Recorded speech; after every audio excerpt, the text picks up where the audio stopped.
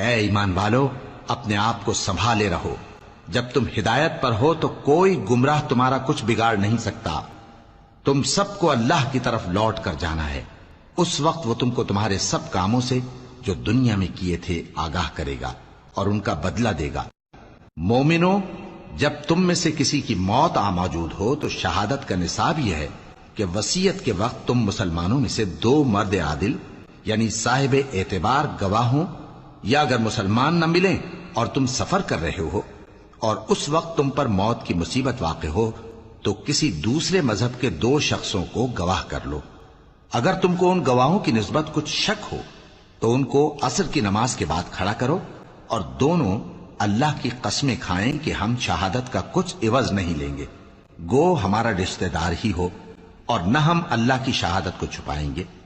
अगर ऐसा करेंगे तो गुनहगार होंगे।